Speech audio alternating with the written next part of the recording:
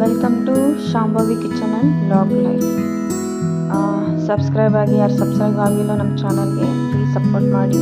ಇವತ್ತು ನಾನು ನಿಮಗೆ ತೋರಿಸ್ತಾ ಇರೋದು ರಾಗಿ ಮುದ್ದೆ, ಟೇಸ್ಟಿ ಆ್ಯಂಡ್ ಹೆಲ್ದಿ.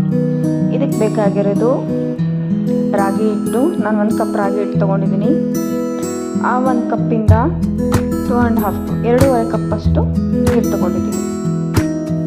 ಅದಕ್ಕೆ ರುಚಿಗೆ ತಕ್ಕಷ್ಟು ಉಪ್ಪು ಮತ್ತು ತುಪ್ಪ ಆಪ್ಷನಲ್, ನಿಮಗೆ ಬೇಕಂದರೆ ಯೂಸ್ ಮಾಡ್ಬೋದು, ಇಲ್ಲ ಅಂದರೆ ಬಿಡ್ಬೋದು. ಬನ್ನಿ ರಾಗಿ ಮುದ್ದೆ ಹೇಗೆ ಮಾಡೋದು ಅಂತ ನೋಡೋಣ. ಮೊದಲಿಗೆ ಸ್ಟವ್ ಆನ್ ಮಾಡಿ ಒಂದು ಪಾತ್ರೆಯಲ್ಲಿ 2.5 ಕಪ್ ಆಗೋಷ್ಟು ನೀರನ್ನು ಹಾಕಿ ಉಗುರು ಬೆಚ್ಚಗಾಗೋವಷ್ಟು ಬಿಸಿ ಮಾಡ್ತಾ ಇದ್ದೀನಿ. ಜಸ್ಟ್ ಉಗುರು ಬೆಚ್ಚಗೆ ಹಾಕಬೇಕದು. ಜಾಸ್ತಿ ನೀರು ಬಿಸಿ ಆಗಬಾರ್ದು, ಕುದಿಬಾರ್ದು. ಜಾಸ್ತಿ ನೀರು ಬಿಸಿ ಆದರೆ ಕುದಿಯಾದರೆ ಹಿಟ್ಟು ಹಾಕಿ ನಾವು ಮಿಕ್ಸ್ ಮಾಡೋಕ್ಕೆ ಕಷ್ಟ ಆಗುತ್ತೆ, ಗಂಟಾಗುತ್ತೆ. ಆದ್ದರಿಂದ ಜಸ್ಟ್ ಉಗುರು ಬೆಚ್ಚಗಾಗೋಷ್ಟು ನೀರನ್ನು ಬಿಸಿ ಮಾಡ್ಕೊಂಡು ಇಟ್ಕೋಬೇಕು. ಇದಕ್ಕೆ ಸ್ವಲ್ಪ ರಾಗಿ ಹಿಟ್ಟು ಹಾಕಿ ನೀಟಾಗಿ ಮಿಕ್ಸ್ ಮಾಡ್ಕೊಳ್ಳಿ. ಫುಲ್ 1 ಕಪ್ ಅಲ್ಲ, ಅದರಲ್ಲಿ ಒಂದು ಹಾಫ್ ಸ್ಪೂನಷ್ಟು ರಾಗಿ ಹಿಟ್ಟು ಹಾಕಿ ನೀಟಾಗಿ ಮಿಕ್ಸ್ ಮಾಡ್ಕೊಳ್ಳಿ. ತುಂಬ ಟೇಸ್ಟಿಯಾಗಿರೋಂಥ ರಾಗಿ ಮುದ್ದೆ, ಹೆಲ್ದಿ ಆಗಿರೋಂಥ ರಾಗಿ ಮುದ್ದೆ.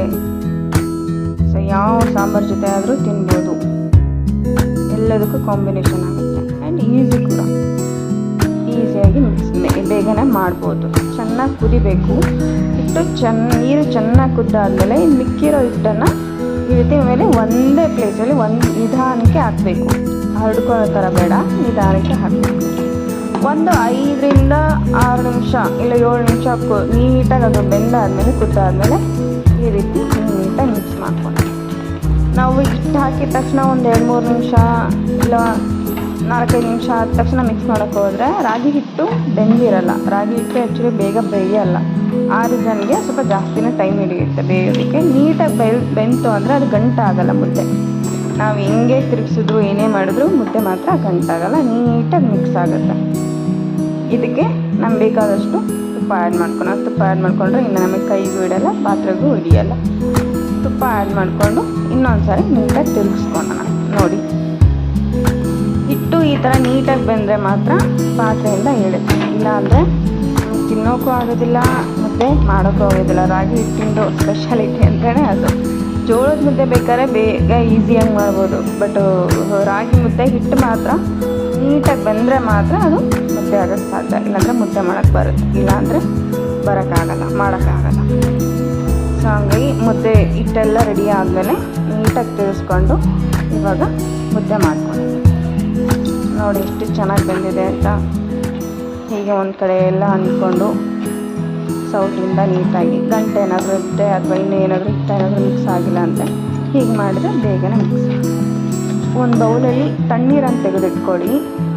ಕೈಗೆ ಹತ್ಕೊಂಡು ಮುದ್ದೆ ತಟ್ಟೋಕ್ಕೆ ನಮ್ಗೆ ಈಸಿ ಆಗುತ್ತೆ, ಇಲ್ಲಾಂದರೆ ಬಿಸಿ ಇರುತ್ತೆ, ತಟ್ಟೋಕ್ಕೆ ಆಗೋದಿಲ್ಲ. ಸೊ ಹಾಗಾಗಿ ಒಂದು ಬೌಲಲ್ಲಿ ತಣ್ಣೀರನ್ನು ತೆಗೆದಿಟ್ಕೊಳ್ಳಿ.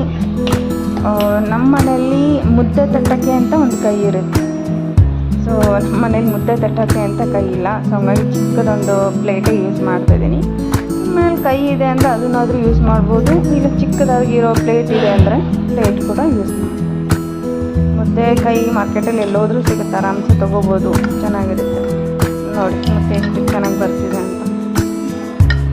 ಬಟ್ ಟೇಸ್ಟಿಯಾಗಿರೋ ಮುದ್ದೆ, ತುಂಬ ಈಸಿ ಕೂಡ ಮಾಡೋದು. ಎಲ್ಲರೂ ಮನೇಲಿ ಒಂದ್ಸರಿ ಟ್ರೈ ಮಾಡಿ ಹೇಗಿದೆ ಅಂತ ನನಗೆ ಕಮೆಂಟ್ ಮಾಡಿ.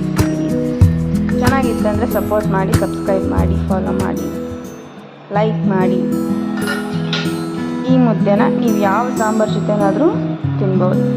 ಎಸ್ಪೆಷಲಿ ಉದ್ಕ ಮುದ್ದೆ, ಸೊಪ್ಪಿನ ಸಾಂಬಾರು, ತಂಬುಳಿಗೆ, ಬಜ್ಜಿಗೆ ಸಖತ್ತು ಟೇಸ್ಟಿಯಾಗಿರುತ್ತೆ ರಾಗಿ ಮುದ್ದೆ. ಸೊ ಎಲ್ಲರೂ ಒಂದ್ಸರಿ ಟ್ರೈ ಮಾಡಿ ಹೇಗಿದೆ ಅಂತ. Thank you so much.